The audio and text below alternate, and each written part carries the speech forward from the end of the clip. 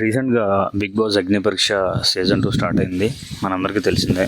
నాకు ఏమనిపించిందంటే TRP ratings కోసం ఒక మనిషి ఆత్మగౌరవాన్ని రోడ్డును పాడేసి మనకి ఎంటర్టైన్మెంట్ క్రియేట్ చేయడం నాకైతే క్లియర్గా అదే అర్థమైంది. ఎందుకంటే ఆ ఆడిషన్స్లో అగ్ని పరీక్ష 2లోకి పిలిచిన పీపుల్లో కొంతమంది like Uppal Balu and running Raja అని అతను ఎవరు వచ్చారు, వాళ్ళని వీళ్ళు స్టేజ్ మీదకి పిలిచి ఆ ఉప్పల్ బాలుని నువ్వు ట్రాన్స్జెండర్ అనడం అండ్ చీప్ ఎంటర్టైన్మెంట్ క్రియేట్ చేస్తా ఉండడం. బిగ్ బాస్కి అప్లై చేసినప్పుడు మీరు బయట ఆడిషన్స్ పెడతారు కదా, దాంట్లో మీకు తెలీదా అతను ట్రాన్స్జెండరా కాదా, చీప్ ఎంటర్టైన్మెంట్ క్రియేట్ చేస్తాడు లేదా అని.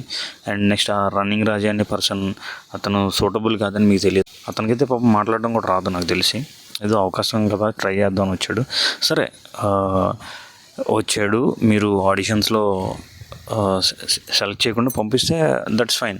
కానీ వాళ్ళు సూటబుల్ కాదని తెలిసి కూడా మీరు స్టేజ్ మీదకి పిలిచి నలుగురు ముందు అంత ఎగతాళిగా మాట్లాడి, అంత కించపరిచి మాట్లాడి, దాన్ని ప్రోమోస్గా కట్ చేసి కోట్ల మంది ముందు టెలికాస్ట్ చేసి మీ టీఆర్పీ రేటింగ్ పెంచుకోవడం అనేది చాలా తప్పు. ఎందుకంటే ఈ జడ్జెస్ ఎవరైతే ఇలా కించపరిచి స్టేజ్ మీద మాట్లాడారో షో అవ్వగానే మీరు వెళ్ళిపోతారు, మీ కార్స్లో మీరు ఇంటికి వెళ్ళిపోతారు. కానీ వీళ్ళ నిజ జీవితంలో వీళ్ళ మానసిక పరిస్థితి ఏమవ్వాలి, వీళ్ళ కుటుంబ పరిస్థితి ఏమవ్వాలి.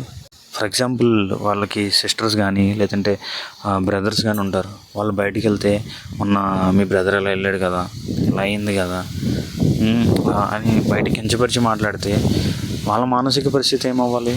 అవన్నీ మనకు అవసరం లేదా. నాకైతే ఉప్పల్ బాలు కాదు చీప్ ఎంటర్టైన్మెంట్ క్రియేట్ చేసింది, మన బిగ్ బాస్ ఏదైతే ఉందో అది చీప్ ఎంటర్టైన్మెంట్ క్రియేట్ చేస్తుంది. అండ్ ఈ జడ్జెస్గా ఎవరైతే ఉన్నారో ఈ నవదీప్ కానీ యాంకర్ శ్రీముఖి కానీ అండ్ ఈ అభిజిత్ అండ్ బిందు మాధవి ఎవరైతే ఉన్నారో మీరు అంతా పర్ఫెక్టా? మీరు ఎలాంటి ఏమి ఫేస్ చేయలేదా ఆడిషన్స్లో? మీకు ఎలాంటి ఏం జరగలేదా? అలాంటి స్టేజ్ నుంచి వచ్చి అలాంటి అవమానాలు చూసిన వాళ్ళు మీ ముందు ఒక నార్మల్ పీపుల్ ఉంటే వాళ్ళని గౌరవించడం పోయి వాళ్ళ ఆత్మగౌరవాన్ని ఇంత కించపరిచి మాట్లాడి అంత ఇన్సల్ట్ చేసి నలుగురు ముందు అంత ఎగతాళి చేయడం అనేది నాకు అసలు కరెక్ట్ అనిపించలేదు. అందుకోసం నేను ఈ వీడియో చేస్తున్నా. ఈ వీడియో ఎవరైతే చూస్తున్నారో మీరందరూ గమనించాలి, అసలు బయట ఏం జరుగుతుంది, మనం ఎలాంటి షోస్ చూస్తున్నాం, మనం ఎలాంటి షోస్ని సపోర్ట్ చేస్తున్నాం అనేది చాలా ఇంపార్టెంట్.